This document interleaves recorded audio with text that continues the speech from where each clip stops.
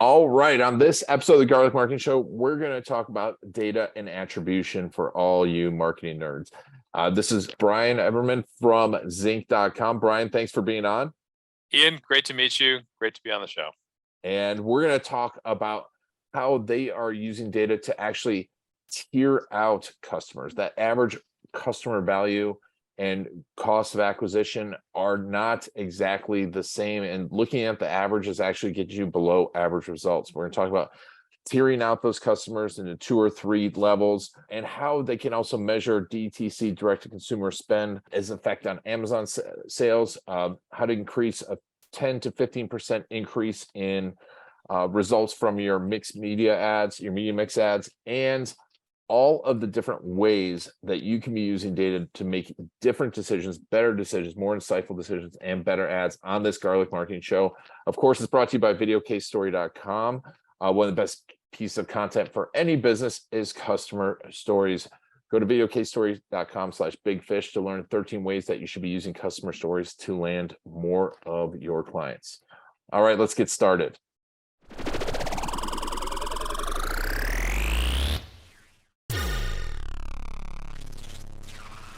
But before we get into how you all are using data, how did you get to this point? That is a great question. It's definitely been a journey. So I live here in Boston. The company's here in Boston.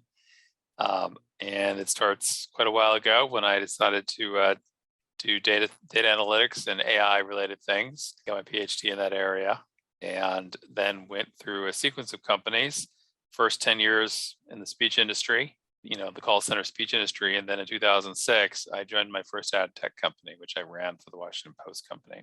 So I've been in the e-com, advertising, ad tech, run 3 DTC companies over the last, I guess it's 16 years now, and reunited with some people that worked for me back in 2006, 2010, who had formed Nanigans. Nanigans was a big social advertising company. And we took that tech and we reformed it to create Zeenk, an e-commerce analytics company. That's great. And you talk about looking at AI and data, and what are the big problems that you see with data and analytics for e-commerce? Because it seems like everyone's kind of all over the board where what they want to see, they want to have as much data as possible. They think AI is going to do everything, and I think they haven't defined it. What are the problems that you're seeing right now in data and analytics for e-commerce companies? Well, I think e-commerce companies, especially with the change in the environment, are looking to figure out how to get more profitable growth. In 2021, right, we were doing quite a bit of work with some of the big aggregators in the Amazon side and the Shopify side, and it was all about grow, grow, grow. Now in 2022, it's about profit, profit, profit. And I think people, that the financial environment has shifted to make it more focused on profit. And then, there have been changes in privacy that everybody knew were coming that have made, your basic, I'm just going to ask Facebook to do something model go away. And people have to get smarter. And there are lots of takes on how you get smarter about where the profit is. We have a very specific view on that. And so can you explain to me, what is the difference between data for growth and data for profit? I mean, you're selling a widget. You sell the widget or you don't sell the widget. What's the difference in data for those two? Well, I think you have to get smarter when you start worrying about profit a lot more, right? And you need to think about who is your best customer, right? And that's sort of marketing 101. But people think generally about an average all the time. They don't think about the distribution of their customers. Don't think about the distribution of value that they have in their customers, right? Because it's difficult to measure. And then they don't think about the distribution and cost they have across their customer base, right? And there's, Peter Fader published a book. He's a professor at Wharton, 10 years ago, called Customer-Centric Analytics. And that's what we believe in. And that is a way of orienting not just your analytics processes, but your strategy around how you think about your business, right? And how you focus on not the averages, orient your business, your analytics, your marketing, your product, your support, your description of your product around your best customers that are going to make you the most money. I think that's an amazing thing, because I've seen this so much when we do video case stories, and we start talking about their customers, and for agencies and service businesses, and like their average customer versus who they really want, who really makes them money and who is great for the business, are two very different things, aren't they? Exactly. I mean, I'll give you insight of one brand we worked with. A couple of insights from that brand. One is, we build customer lifetime value models of each individual customer of the brand. So we first delivered those models to them about a year ago, and we now deliver them to them every single day. But we did the first cut because we got into this about a year ago and it took a while to really get it honed down. But anyway, we're looking at it, and you're looking at the distribution, it had 2 humps. I was like, why does this have 2 peaks? Why is there one group of average customers that deliver a certain amount of revenue? There's another group out here that delivers 5 to 10 times as much money. And then there's this long tail. And we started looking at it and talking to them. And it's like, well, you're selling this product, you think you're selling it to consumers, but this tail out here is really tiny businesses that are buying it in bulk from your consumer site. And your marketing is not addressing that group at all. So that was a big insight for them. I think that they sort of figured that out, eventually started a wholesale business around it, right? And that, that group was spending, if the average consumer was spending $40, that group was spending $500.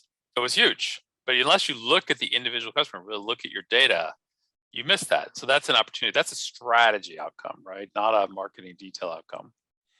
Mm-hmm. The other thing we noticed with this brand, and we've done a lot of work on this brand, is, and I think this is generally true, we've built models now where we compute CAC at the individual customer level.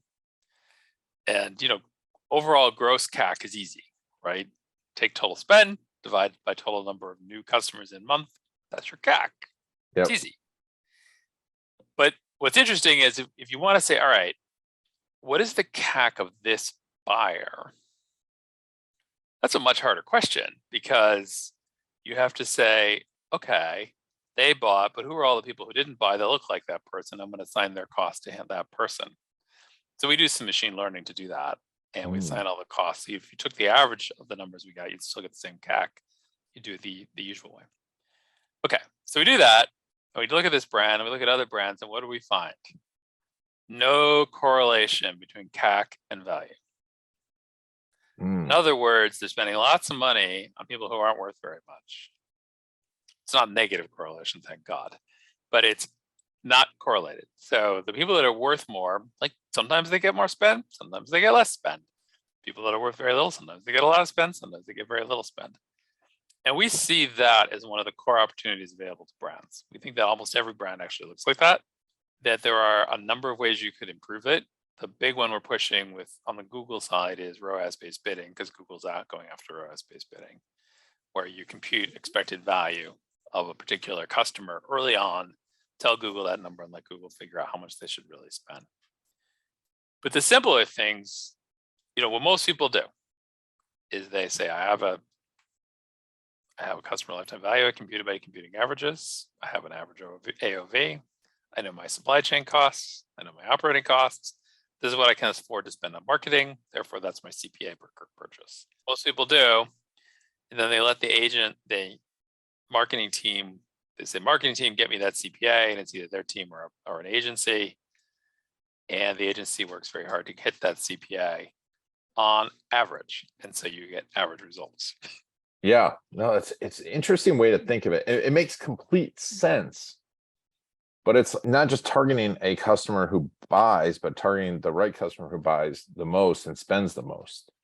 Right. And those are very often 2 different people. How do you get this mindset through to someone? Because what makes sense, it's a tough shift, I think, to get that focused. Well, I think it's easy to understand the point. It's hard to understand how to operationalize it. Yeah. So the simplest way we believe to operationalize it is to tier your audience. So again, if you're a Facebook, Google, TikTok, whatever platform company, right? That's where you're making your money. It's where you're driving your ads. Most people build a campaign a set of ad sets, set of custom audiences and lookalike audiences against it, and set one CPA. We can build you a better target that'll be more profitable by looking at the value minus the cost. That's the first thing we can do. So we can see, all right, you want to do that? Great. Here's an audience. Use this audience. But the next thing you can do is you can say, all right, you got these low value guys. So if you could get them really cheap, you'd want them. You got these mid-tier guys to make up the bulk of your revenue. That's where your CPA is correct. And then you got these high-tier guys you really should spend a lot more for. So why don't we separate those into 3 different audiences, build different ad sets for them, probably different creative because they may have slightly different motivations, and run those as separate tiered things. And like if all you can handle is 3 audiences right now, great. If you can handle 8, we can build you 8 if you have enough data. But I think that's the first step. Then at least you're thinking high, medium, low value. And you're looking at lifetime value, right? And yes, not just the average order value. And you mentioned also you monitor that value across different purchase points as well, too, correct? So you're mentioning a halo effect in other places. Oh, yeah. So that's a slightly different problem we can get into. I think let's close this one out first. Yeah. And then we'll come back to halo. On a direct-to-consumer site, there are different kinds of businesses. Obviously, there's a lot of them that basically sell the product once, and for them, what matters is AOV to CAC, right? So they want audiences that are AOV to CAC. The ones that have multiple purchases, or that we have several customers now that are registration followed by delayed purchase. Those are the most interesting in some ways, the most challenging, because what we do there is we estimate the value of the reg, because you're really going to have to bid to the value of the reg. Because those, like one of the companies we're working with, they register and then it's a future purchase that could be over many years, on and off, getting chunks of money from the service they offer. And when you're doing that, what kind of impact does this make to the bottom line? Well, I just sent one of our customers a summary that looks like we reduced the CPA by 20%. So that's without changing the ads. So that's a 30% growth to your revenue on the same spend. If you flip the numbers around. Wow. So yeah, 30% growth in revenue and same spend. And also, I mean, if you're able to spend that much more because you're reducing the cost, then exactly. And the interesting thing is the one we're testing, this is a test that's brand new. I'm sharing data with you that's right hot off the presses here, and they need to still confirm, but we're doing it. Usually when you spend at a higher CPA, right, you burn through your audience faster or you spend more budget. Yeah. But ours is spending the most budget and coming in at that kind of number. So, because I love the numbers and everything, but do you have a story of that happening, how that happened? Yeah. I mean, I can tell you how what we're doing and how we did it. Yeah. And I mean, it took quite a bit of learning on our part too. So first, we've had the data from this. We take a couple of years of data from the brand off of their Shopify site, and we build lifetime models for those customers. Okay. Then this brand's been running with us for more than a year, and so they have our first party pixel on there, and so we have all their advertising data. It doesn't take this much time, but they have been there that long. And so we can compute the CAC of every single customer. And so we computed was profitability of different customers by taking the difference of the numbers. And then we looked at seasonality, and we gave them an audience tied to seasonality and profit. And these people tend to convert better. It's an amazing way to look at a business, and I don't think a lot of people are advertising that way, and it makes so much sense. So how do you go about setting something like this up? How long does it take to work in the software? So the reporting side of our business is very easy to set up. Like it'll take someone a couple hours if they're on Shopify, max. You log into Zeenk, we give you an account, you OAuth connect all your channels, place the pixel on your Shopify site, and we'll start collecting data and we'll give you reports the next day. The customer lifetime value models and the churn estimates you will have the next day or two, because it doesn't rely on the pixel. Then how quickly we can give you CAC estimates and profitability estimates of the user depends really on your business, right? If your business is a long decision process business, like it's a $2,000 per purchase jewelry business, it's going to be 6 months probably, because we're going to have to see enough users. If it's a $30, thing for exercise, right, and it doesn't have a lot of seasonality, right, you're going to know in a month or two, quickly.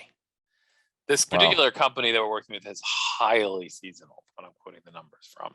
It's a summer thing, so it really matters, and it has to be changed every month, I suspect, with the actual audiences.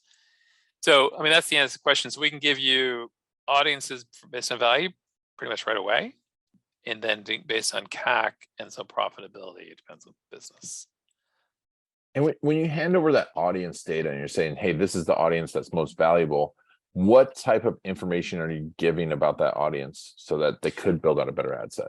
We're really just giving them the information they need to load it up onto Facebook or Google, which is the hashed email, right? Nice. And saying, this is the group, here's the Facebook target email list you should use to build your audience. Gotcha. It's very simple. We will be releasing an update to this probably in January, where we just connect to the API the other way, and you say, yes, I approve that audience. We'll just push it. And then we'll keep it up to date for you. How are your customers using this then for new creative, for new ads, to think about their problems and their ads in a different way? So to us, and I think for e-commerce marketers, creative, audience, landing page. Yeah. Right? That's the three things that have to fit together. Mm-hmm. And we give you analytics to look at all three. We make creative versus audience very simple. You can just pivot it and look at the counts. You can actually see the ad and see how it's performing on that particular audience and against different audiences, and look at it the other way around quite easily. And then we're looking at how we can do landing page by targeting URL. So you can also do that if you want to do that. We don't currently do creative optimization. We're looking to work with some creative optimization partners. Gotcha. And you mentioned, and that's what I want to talk about too, is the halo effect, because I think this is interesting to measure, because, we look at one sales channel and a lot of times you have no insight into how it's affecting another sales channel, but they do work. Right. I mean, that's basic retail. Exactly.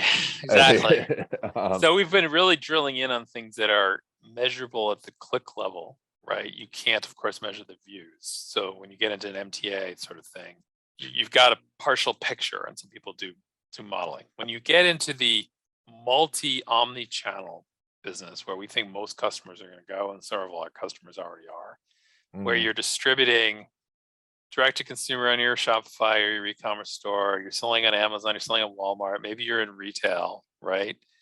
You're doing brand advertising on various channels. You've got brand impressions when people walk into your store. You've got this very complicated mix, right, that's clearly reinforcing each other. And in the e-commerce world, the one that shows up the most often is you're doing direct-to-consumer advertising, and you up your Facebook ads, you up your TikTok ads, and all of a sudden your Amazon ads spend, your Amazon revenue goes up. And you're like, I know it's related, but I can't measure it. So what we do is we use a technique that's been around quite a while. It's not new news, but we have, I think, good models of how to use it. It's called media mix modeling. There are a number of companies that used to charge the big e-com guys, a couple $1 million to build a media mix model for them, right? We'll just do it for you as part of the solution.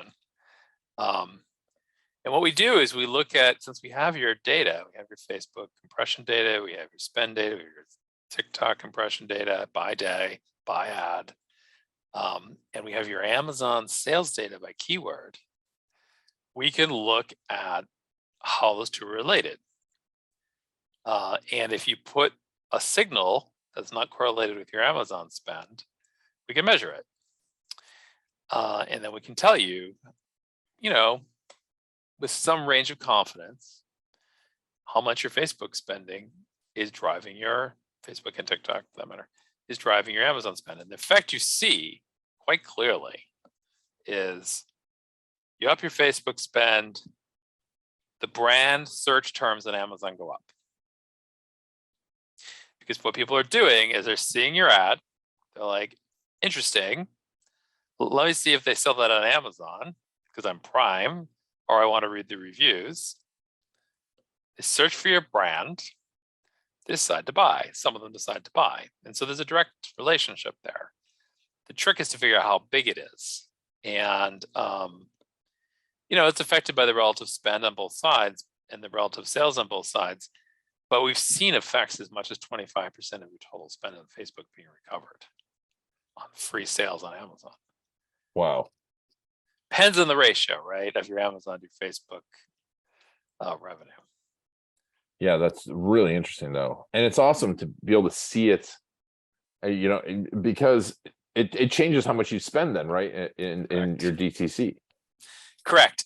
And the other thing we have done, we've not offered this as a full product, but we'll do it on a customer by customer basis is, people generally don't think about, you've got all these different channels, right? You've got your Amazon advertising you're spending money on, your Facebook spend you're spending money on, your Google spend, maybe you have some display, right? Some programmatic, and you've got two places you're getting revenue, maybe more. They think about it as, okay, I got these things going directly to DTC. I'm going to think about those separate of my Amazon, or I think of it separate, right? Mm-hmm. In fact, they're all correlated. They're all related to each other. And if you don't think about them as a unit, you don't end up at the optimal mix. So the thing you can do from behind media mix modeling, the next thing is you can do media mix optimization, where you say, well, what's the right ratio of spend of the keyword to the Facebook to the thing at the various ad set that'll maximize, given a fixed budget, my return on ad spend. And that could be pretty significant. We did the numbers. You can see a 10 to 15% lift in your performance if you guide your budgets that way. Wow. That's a big boost there. Yeah. I mean, you gotta be ready to, readjust. But yeah, it can be significant. That's amazing. If you're on multiple channels. If you're not on multiple channels, you're not going to get that boost. I mean, I feel like there's still a few smaller e-commerce companies that are, but over the past 6 to 8 months, definitely past, since OS 14, everyone's diversifying because they have to. It is. And so, we're talking paid ads. Do you also do you do anything with organic as well? Well, we see the organic traffic. And so we have to figure out, this is one of the things that machine learning does, is on a purchase that happened off organic, right? The last click on that session, the click that led to the session that led to purchase, right, is organic or unattributed, right? The question becomes, and this is where MTA kind of gets involved. Really, was it organic? Yeah. Or did somebody see an ad on their phone and then type it into the computer? Yeah. Right? That's the easiest one to take care of, the one you really need to take care of. Or did they see an ad on Facebook and then they went to Google and typed your brand? Right? So we have to do modeling on that so that we give we have to take the cost of that Facebook ad and apply it to that organic purchase. Yeah. Oh, 100%. And because I talk to people about this all the time, and we've all sold the idea of funnels and funnels and funnels and ads, and people don't stay in funnels, do they? No, they do not. No. No. And the longer the purchase time, the worse it is. The more difficult this problem is. Yeah, and I'm sure the more expensive it is too, because it's one thing if it's like a $20 spatula, and it's another thing if it's a $300 pizza oven. I'm gonna go look at reviews. Or a $2,000 mattress. Yeah. Or a $40,000 car. Exactly. Yeah. And it's really interesting. And even on the services side, we see this as well. And people, they're doing service ads, and they're like, well, the ads aren't generating. I'm like, what does the rest of your presence look like? and it's an important to optimize it. And so that's a super, I mean, and this is where the data really comes into play. Now, how do you think, what are some of the expectations out of things like this and data that either people are having too high a bar or are looking in the wrong place? Because I feel like, and with everyone looking at data, they're looking at so much of it, they expect so much of it. I mean, what you're saying, it makes sense, but I feel like it can be a distraction as well.